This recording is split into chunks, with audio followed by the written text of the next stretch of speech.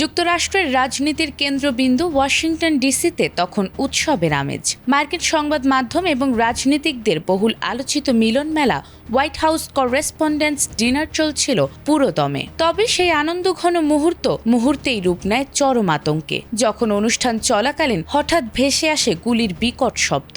অনুষ্ঠানে সশরীরে উপস্থিত ছিলেন মার্কিন প্রেসিডেন্ট ডোনাল্ড ট্রাম্প। নিরাপত্তার চরম ঝুঁকির মুখে মুহূর্তের মধ্যে সিক্রেট সার্ভিসের সদস্যরা তাকে নিরাপদ স্থানে সরিয়ে নেন। ওয়াশিংটনের ওয়াশিংটন হিলটন হোটেলে আয়োজিত ডিনারের সময় বাইরে গুলির শব্দ শোনা গেলে পরিস্থিতি উত্তপ্ত হয়ে ওঠে। প্রত্যক্ষদর্শীদের ভাষ্য অনুযায়ী অন্তত 5 থেকে 8 রাউন্ড গুলি ছোড়া হয়। এ ঘটনায় দ্রুত পদক্ষেপ নেয় ইউনাইটেড স্টেটস সিক্রেট সার্ভিস।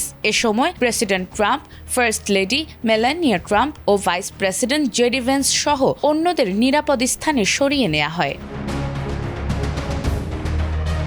ঘটনার পরপরই সন্দেহভাজন একজনকে আটক করা হয়েছে বলে জানিয়েছেন ট্রাম্প। বিভিন্ন মার্কিন গণমাধ্যমের তথ্য অনুযায়ী ওই ব্যক্তির নাম কোল টমাস অ্যালেন, বয়স 31 বছর। তিনি ক্যালিফোর্নিয়ার টরেন্সের বাসিন্দা। তবে সিএনএন এর বরাতে জানা গেছে আইনশৃঙ্খলা বাহিনী এখনও আনুষ্ঠানিকভাবে তার পরিচয় নিশ্চিত করেনি।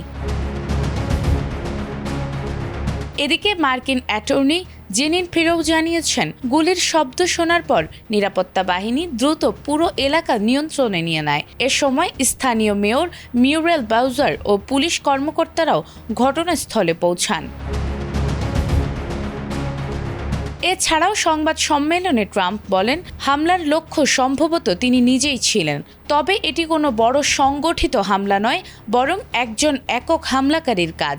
একই সঙ্গে তিনি স্পষ্ট করেন, চলমান ইরান যুক্তরাষ্ট্র উত্তেজনার সঙ্গে এই ঘটনার কোনো সম্পর্ক নেই বলে ধারণা তার। বর্তমানে ঘটনাটি তদন্তনাধীন রয়েছে এবং সন্দেহভাজনের পরিচয় ও উদ্দেশ্য সম্পর্কে বিস্তারিত জানতে কাজ করছে সংশ্লিষ্ট কর্তৃপক্ষ। নাজমুন নাহার জান্নাত, এটিএন বাংলা।